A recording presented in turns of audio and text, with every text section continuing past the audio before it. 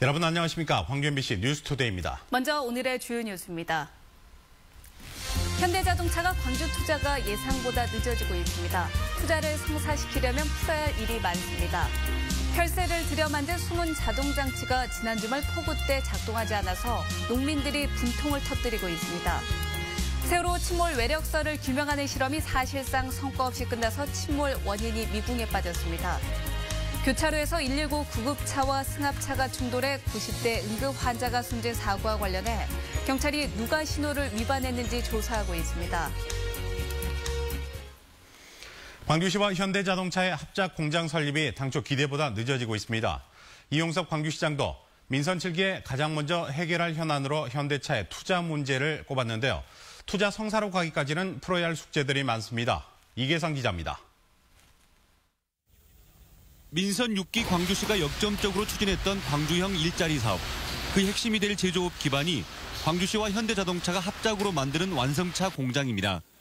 바통을 넘겨받은 이용섭 신임시장은 취임하기 전부터 이 사업의 성공을 위해 뛰었다고 밝혔습니다.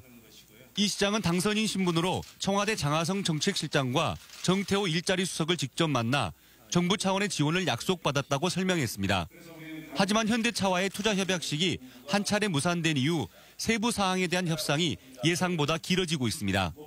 시민들의 이익에 부합해야 되고 훗날 말썽이 없어야 되고 이런 걸 잘 조정해서 사업적 빨리 되도록 하고요.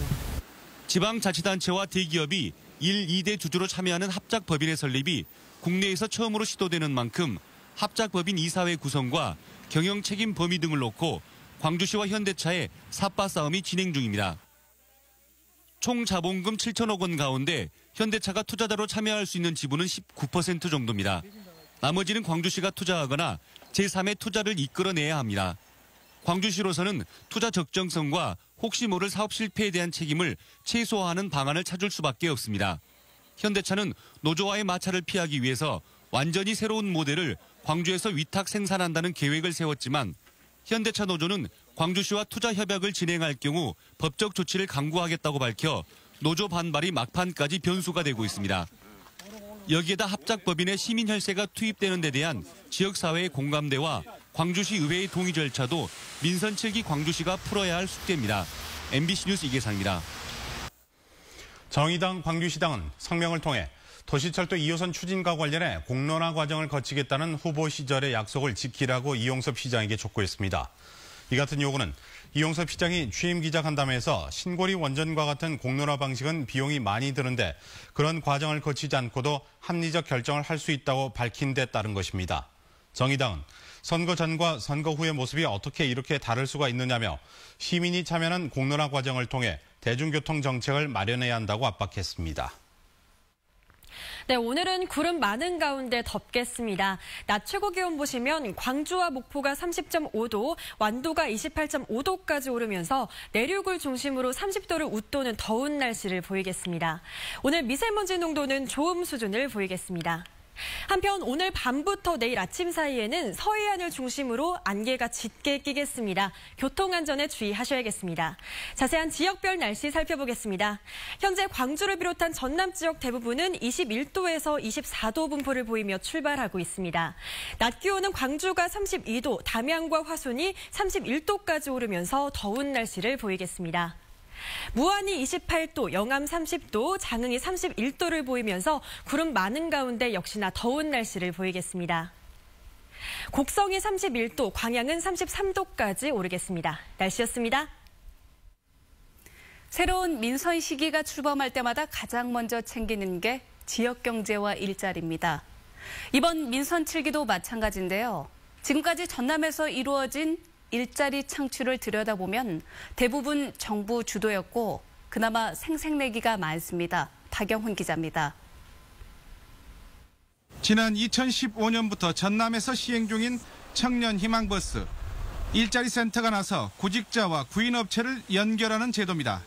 전문가 상담과 업체 직접 방문 등을 통해 3년간 240여 명의 청년들이 지역 72개 기업에 일자리를 얻어 좋은 평가를 받고 있습니다. 여기서는 컨설팅해서 이제 면접에서 어떻게 하는 게 좋다 그런 것도 상세히 알려주시고 해서 그런 부분에서 아무래도 좀 체계적으로 알려주니까 좋은 것 같아요. 지방정부에서 주도하고 있는 공공기관 일자리를 들여다봤습니다. 전남시군 일자리 사업은 대략 800여 개. 하지만 전남도와 시군 등 지방정부가 직접 만든 일자리는 전체의 30%도 안 됩니다. 공공근로나 시설관리, 사무보조 등 단순 노무 형태로 예산이 줄면 없어지거나 사업이 줄어드는 실정입니다. 창업 등 공모를 통한 그나마 나은 일자리도 대부분 제한적인 지원에 그치고 있습니다. 이렇게 모집을 해서 그걸로만 이렇게 딱 끝나버리지 말고 시간을 갖고 계속적으로 관심을 좀 가져가지고 좀 더 저희의 고충이 어떤 건지, 문제점이 어떤 건지. 뭐 그분들이 이제 할 수 있는 거 실패를 두려워하지 않고 할 수 있게끔 뭐 그런 지원을 수반한 그런 뭐 건물이라든지 공간이라든지 뭐 이런 게 좀 있으면 좋을 것 같습니다. 민선 7기 1000개 기업을 유치하겠다고 나선 전남도와 새로운 일자리를 약속한 시군들. 문의뿐인 일자리가 아닌 사람이 머무는 실효성 있는 일자리 창출이 필요합니다. MBC 뉴스 박영훈입니다. 광주시의회가 오는 9일 제8대 의회 첫 임시회를 열어서 전반기 2년 동안 의회를 이끌 의장과 함께 부의장 2명을 선출할 예정입니다. 현재 거론되는 의장 후보로는 김동찬, 반재신, 김용집 의원 3명이고 모두 재선의 민주당 의원들입니다. 2명을 선출하는 부의장 선거의 경우에는 민주당에선 3명의 의원이 출사표를 던졌고 유일한 야당 의원인 정의당 의원도 도전장을 낼 것으로 보입니다. 각 지방의회가 의장단 선출 등 원 구성을 시작한 가운데 민중당 광주시당은 더불어민주당이 수적 우위를 무기로 권력을 나눠먹는 비민주적 행태를 보이고 있다고 규탄했습니다. 민중당은 대부분의 의회에서 민주당이 소수 정당과의 아무런 협의 없이 의회 밖에서 자체적으로 의장단을 선출하고 있다며 이같이 주장했습니다.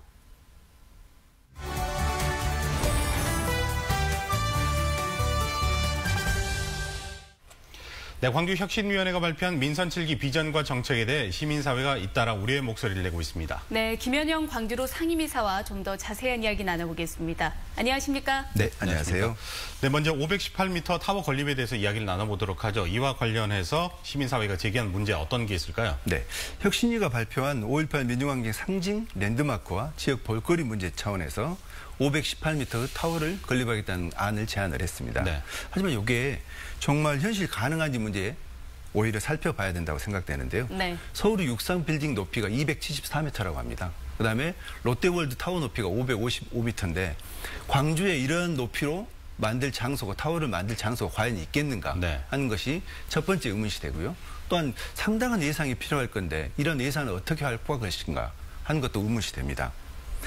광주 상징인 도청 원형 복원 문제 등 지역의 현안 문제가 굉장히 많은데 518m 타워를 만들겠다는 발상 자체가 상당히 좀 부시되지 않지 않는가. 높이를 비교해 주시니까 정말 실감이 나네요. 네. 그러니까요. 그리고 혁신위원회가 가장 먼저 제시한 복지정책, 네. 서부권형 노인 건강타운입니다.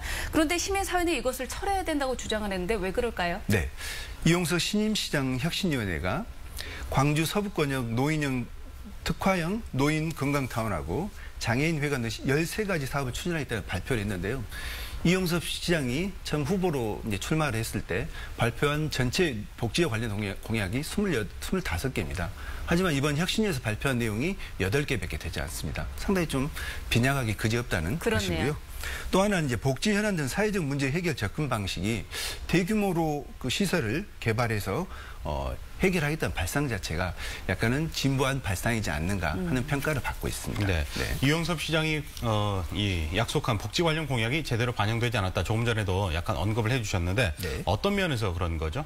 복지 관련되어서는 대규모 시설들 그러니까 노인 복지타운을 건립하겠다는 방식 자체가 상당히 좀 문제점이 되고 있는데 그 문제점은 노인 복지타운을 이용하는 사람들의 대부분이 건강한 어르신들이고 생활이 안정된 어르신들입니다. 건강이 취약하거나 취약계층의 어르신들은 접근하기가 상당히 어렵기 때문에 대형 시설들을 이용해서 복지의 문제를 접근하겠다는 발상이 상당히 조금 뭐랄까요 개발 방식의 적극이지 않는가 하는 우려를 표명하고 있습니다. 알겠습니다. 네. 그리고 환경단체에서 광주천 문화물길 조성에 대해서 비판의 목소리를 냈습니다. 네. 왜 그런 걸까요? 혁신위 보고서에 의하면 광주천 아리랑 물길이라는 타이틀로 광주천을 관광문화벨트로 개발하겠다는 것을 발표를 했는데요. 환경운동단체연합에서 발표한 내용을 보면 청계천과 같은 방식으로 개발하겠다는 것은 실효성에 대한 문제, 그다음에 네. 개발 위주 방식이 상당히 문제점으로 제안 제기를 하고 있습니다. 청계천과 같은 방식을 구체적으로 실현하기 위해서는 복개된 하천을 모두 다 복원을 해야 됩니다. 또한 구도심을 어떻게 살릴 것인가 하는 문제와 총체적인 마스터 플랜을 가지고 접근해야 됨에도 불구하고 광주천의 볼륨만을 가지고서 도심에 있는 볼륨만을 가지고서 개발하겠다는 방식은 상당히 개발하는 방식이나 내용 자체가 상당히 개발 위주 방식이지 않는가 하는 현실성이 떨어진다. 까지도 생각을 그렇습니다. 해야 되는데요. 네. 자, 시민사회 문제 제기가 이제 막 시작한 민선 7기 너무 발목을 잡는 게 아니냐 이런 지적도 있습니다. 그것에 대해서 한 말씀 해주시죠. 시민의 삶을 바꾸는 일자리 시장을 표방한 이용섭 시장이 거는 기대는 시민들과 마찬가지, 시민사회도 마찬가지입니다. 또한 일자리 중심으로 시정을 운영하겠다는 것도 마찬가지로 큰 기대를 가지고 있습니다. 네. 하지만 성과를 중심으로 하는 방식으로 여기에 대해서 일자리 문제라든가 경제 문제를 접근하면 시민들의 삶의 변화 없이 성과 중심, 그다음에 통계 중심으로 정책이 전개되면 큰 문제가 될 것 같아서 여기에 대해서는 시민사회는 단호한 입장으로 비판을 할 것이라고 이야기 드릴 수 있겠습니다. 네, 오늘 말씀 잘 들었습니다. 나와주셔서 고맙습니다. 고맙습니다. 감사합니다.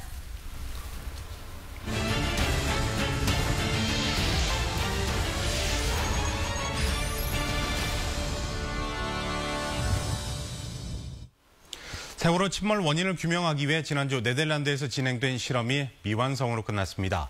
과적 등 다른 이유로는 침몰 원인을 설명할 수 없는 상태에서 선체조사위원회 활동은 다음 달에 끝이 납니다. 김진선 기자입니다.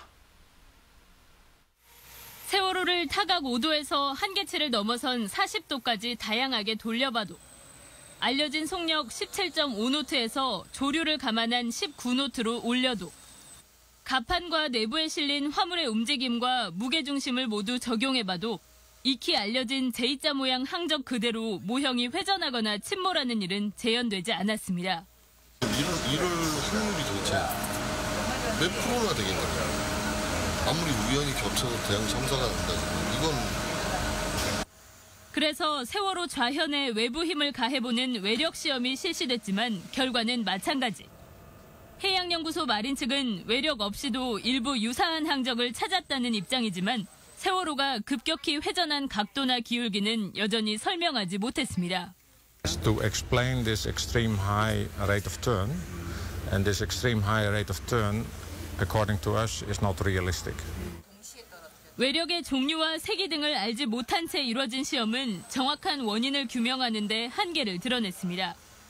외력 가능성을 포함해 AIS 항적대로 침몰 상황을 구현해내는 시험이 3차례나 실시됐지만 항적의 오류 가능성도 배제할 수는 없는 상황입니다.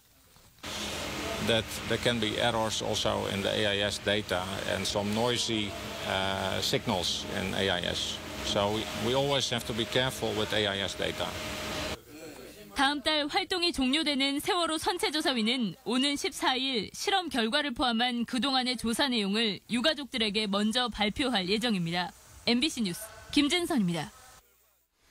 지난 주말 내렸던 폭우로 농경지가 침수된 곳이 많습니다. 수위 조절을 위해 만들어 놓은 수문이 제때 작동하지 않아 피해가 커졌습니다. 원인은 지자체 관리 소홀이었습니다. 김종수 기자입니다. 열려 있어야 할 수문이 거의 막혀 있습니다.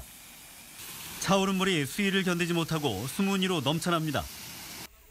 지난 주말 순천에 300mm 가까운 폭우가 내려 하천이 범람한 겁니다. 이 때문에 농경지가 물에 잠기면서 농번기에 접어든 주민들이 애를 태웠습니다. 보다 못한 주민은 설비에 문제가 있다며 순천시의 안일한 대응을 질타했습니다.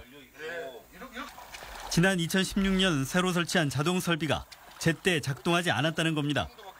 갑자기 물이 막 양어장 물이 불어나길래 제가 뭔 일이고 해서 여기를 와보니까 수문이 닫혀져 가지고 수문을 제 역할을 못 하고 있었습니다.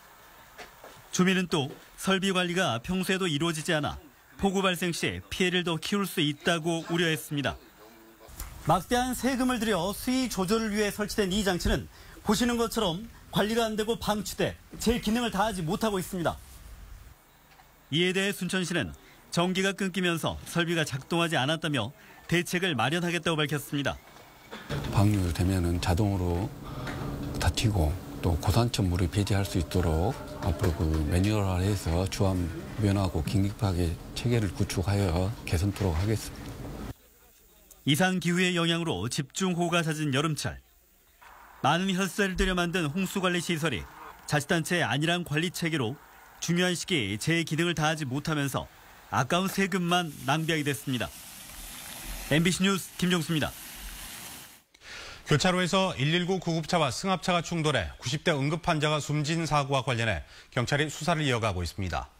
광주 북부경찰서는 승합차와 구급차 운전자 중 누가 신호를 위반했는지 분석하기 위해 블랙박스 영상을 정밀 감정하기로 하는 한편 호흡곤란으로 이송되던 중에 숨진 91살 김모 할머니의 사인을 밝히기 위해 부검을 진행했습니다. 한편 구급차와 소방차는 긴급 상황 때 신호 위반과 속도 위반이 허용되지만 교통사고의 책임까지 면제되지는 않습니다. 지방선거를 앞두고 공직선거법을 위반한 자원봉사자들이 재판에 넘겨졌습니다. 광주지검 순천지청은 기초단체장 예비후보들을 대상으로 실시한 전화 여론조사에서 지지하는 예비후보의 점수를 높이기 위해 응답자들에게 연령을 허위로 응답하도록 권유한 혐의로 자원봉사자 43살 A씨를 구속기소하고 37살 B씨를 불구속 기소했습니다.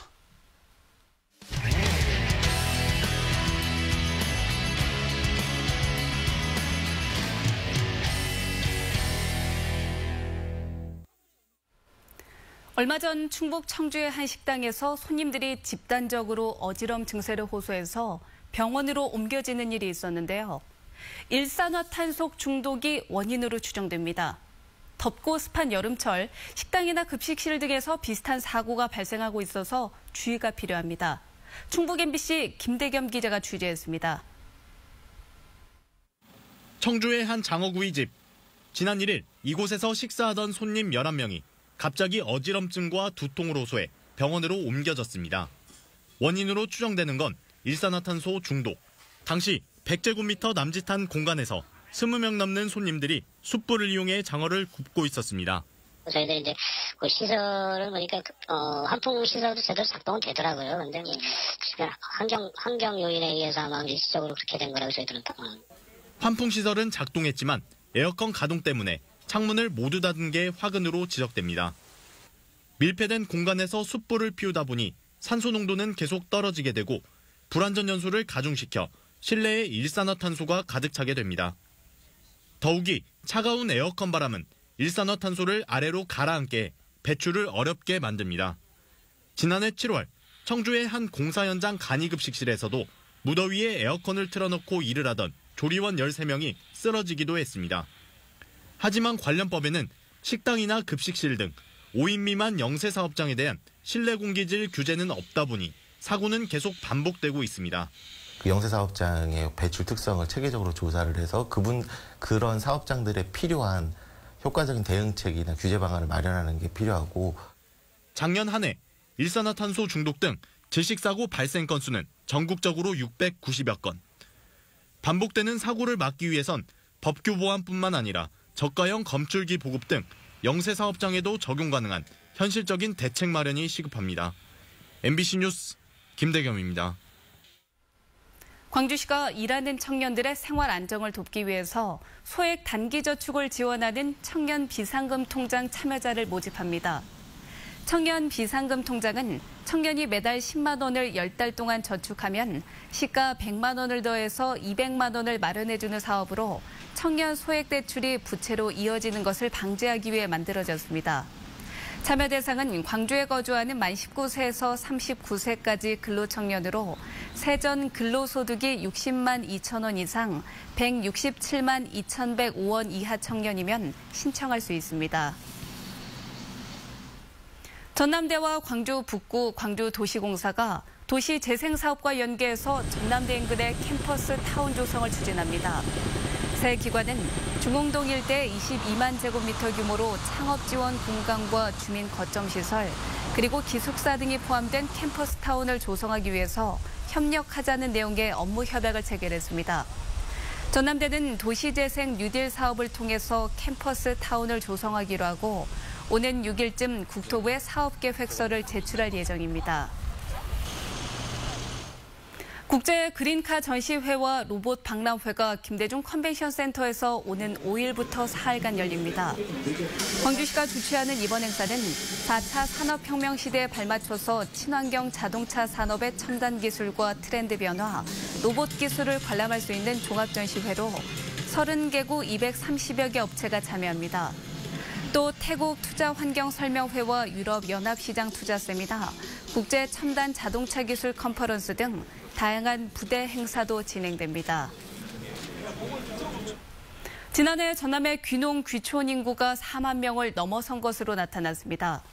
농림축산식품부와 통계청이 발표한 2017년 귀농 귀촌 유치 실적에 따르면 전남의 귀농 귀촌인은 4만 600여 명으로 재작년보다 2,000명 남짓 증가했습니다. 귀농인구는 전국적으로 소폭 감소했지만 전남 지역은 0.1% 상승해서 전국 2위를 차지했고 귀촌은 2.7% 상승한 3만 7,600여 명을 전남으로 유치했습니다. 대학생과 직능단체 회원들이 농촌에서 봉사활동을 펼치는 2018 농촌 재능나눔 캠프가 장성군 황룡면 일대에서 시작됐습니다. 농림축산식품부와 농어촌공사가 마련한 올해 재능나눔 캠프에는 대학생과 직능봉사단체에서 220여 명의 회원들이 참가해 3박 4일 동안 집 고치기와 의료봉사, 가족사진 찍기 등 다양한 봉사활동을 펼칩니다.